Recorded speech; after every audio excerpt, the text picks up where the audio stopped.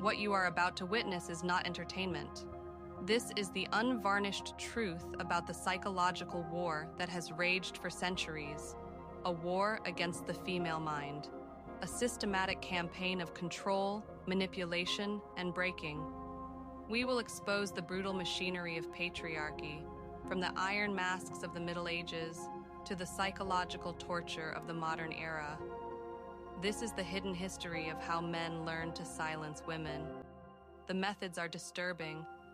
The truth is dark. But you need to see it to understand the world you live in today. What just happened in that room? It wasn't a slap. It wasn't a shout. It was something far more ancient, far more insidious. It was the echo of a 500-year-old torture device.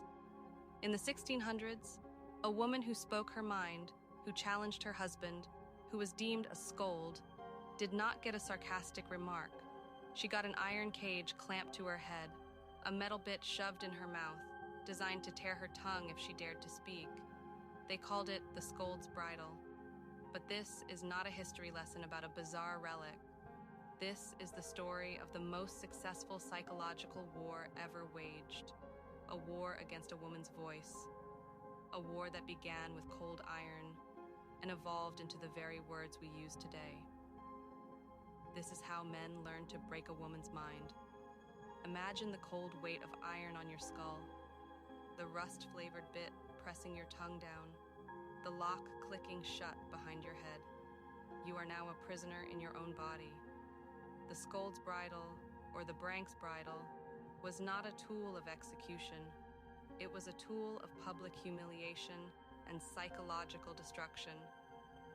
The victim would be led through the streets by a chain, often by her husband or a town official, pelted with garbage, the subject of jeers and laughter.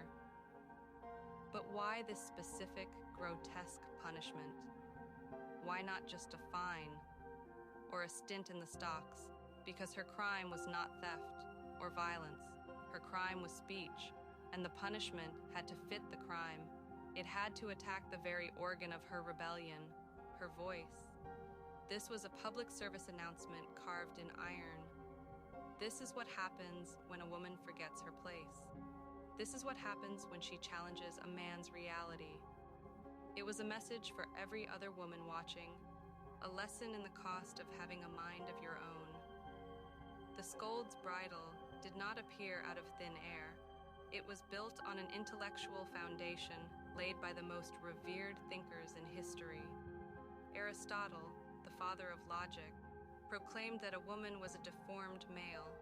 He argued she was naturally colder, less rational, and therefore fit only for a life of obedience.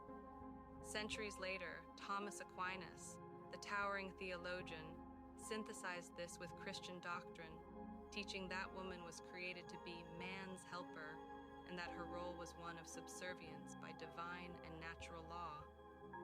But perhaps the most brutal philosopher on this subject was Arthur Schopenhauer. In his 1851 essay on women, he didn't mince words. He called them the undersized, narrow-shouldered, broad-hipped, and short-legged race. He wrote that they were inherently childish, frivolous, and short-sighted, possessing the reasoning of a child their entire lives. Why does this matter? Because these aren't just the rantings of bitter men. This was the official curriculum of Western thought for 2,000 years. When a judge sentenced a woman to the bridle, he wasn't being cruel. He was, in his mind, upholding a natural order defined by Aristotle and sanctified by the Church. He was putting philosophy into practice. The Enlightenment came, the age of reason. But for women, reason was a club used to beat them with. The Scold's Bridle was retired as barbaric, but the mission to control women's minds simply evolved. It put on a white coat and picked up a medical chart. The diagnosis?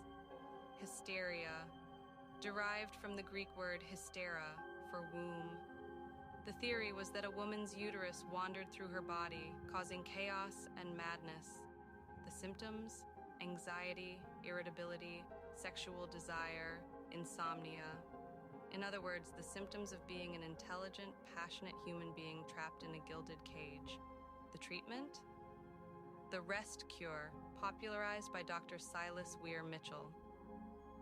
A woman, often an intellectual or creative type, was confined to bed for months, isolated from her family, forbidden to read, write, or use her hands. It was a sensory deprivation tank designed to bore her into submission, to break her will by removing all stimulation until she became the placid, docile creature she was supposed to be. Charlotte Perkins Gilman, who underwent this torture, wrote a short story about it called The Yellow Wallpaper, where the protagonist literally goes mad from the enforced inactivity. The iron mask was gone. Now, the prison was her own bedroom and the warden was her doctor,